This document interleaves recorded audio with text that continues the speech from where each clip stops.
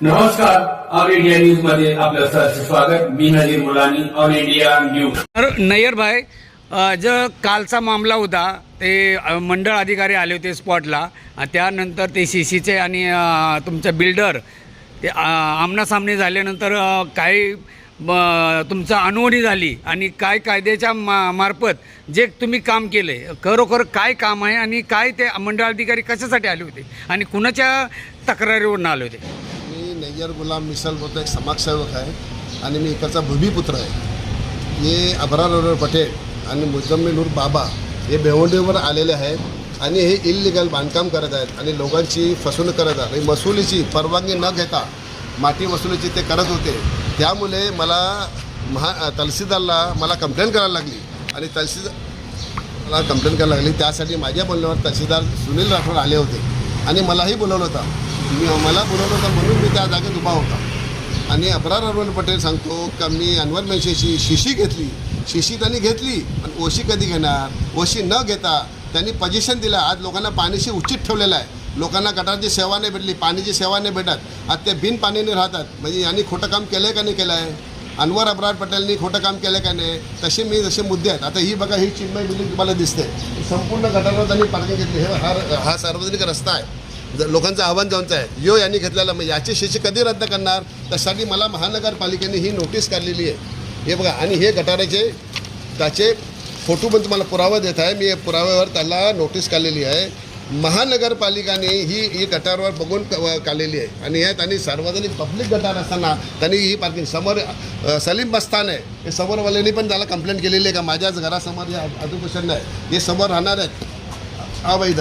यांनी कंप्लेंट केलेली आहे का ह्यो आम्हाला यांना त्रास आहे कारण यांच्या घरासमोर हे सर्व घाण टाकतात. हे बाबा, तुझ्या घरासमोर सर्व घाण वगैरे टाकतात का? तुम्हाला त्रास आहे का या कामापासून? या जरा जवळ येऊन सांगा.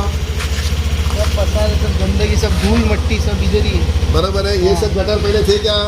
ये सब पहले ये अभी इन्होंने किया है, मतलब आपको ये सब तकलीफ इससे होने वाली है. हाँ, हम लोग के घर में भी धूल धूल धूल गिरता है. देखो, अभी पड़ोसी लोग भी बोल रहे हैं तो क्यों नहीं इसकी सीसी एक तो पवार साहब निकालते. हमने 4 मुद्दे जो दिए उसमें एक अनवर मेशन है जिसकी सीसी लिया वो सी ने लिया, 7 साल से घर पट्टी ने भरा है. तो ये देश का नुकसान नहीं है क्या? आज रिलायबल बिल्डिंग है, वो 12 साल से घर पट्टी ने भरी है और उनको सीसी कैसी दी थी?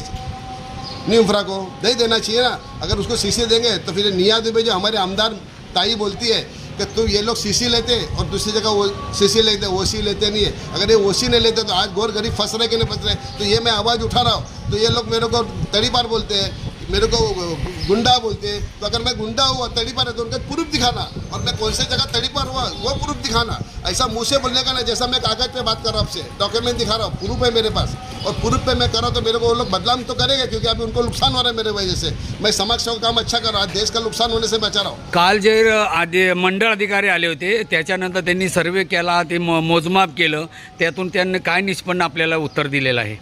त्यांनी मला उत्तर हे दिलेलं आहे का तुम्ही सोमवारी या, हां. मी सर्व जागी मोजणी करून त्यांना फाईन करेल आणि त्यांच्यावर मी गुन्हा सुद्धा दाखल करेल. कारण महसुलीची ती चोरी झालेली आहे आणि ती त्यांनी देशाचं नुकसान केलेलं आहे. म्हणून त्याला मी आतंकवादी बोलतो. का देशाचं नुकसान करणारं कोण असेल? काल जे आपल्याबद्दल शब्द वापरलेत त्या शब्दात आपण काय बोलणार आहे त्या शब्दाबद्दल? त्यांनी जे शब्द वापरले आहेत का तो खंडीखोर आहे, तो खंडी मागतो, तो कुत्ता आहे, तुम्ही याच्या घरी कधी जेवायला गेलो होतो, कधी याची घरी हड्डी खाली, त्याचा प्रूफ दे मला. असं मी पण बोलेल का योग तडीपार आहे, तो तडीपार चालेल का? चालेल का साहेब?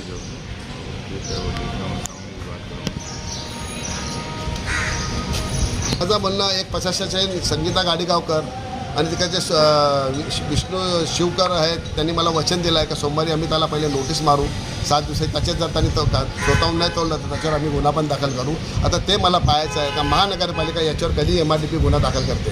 जय हिंद, जय महाराष्ट्र. मी काल जी बातमी केली आणि आमनासामने झाल्यानंतर त्यांनी आरोप केलेत, त्या आरोपाबद्दल मी त्या बिल्डरचे संपर्क साधून त्यांचाही प्रूफ मागून घेणार आहे आणि मी माझ्या मीडियाच्या माध्यमातून पूर्णपणे न्याय देण्याचं काम करेन. 100% त्यांना न्याय देण्याचं चॅनलच्या माध्यमातून काम करीन. जय हिंद, जय महाराष्ट्र.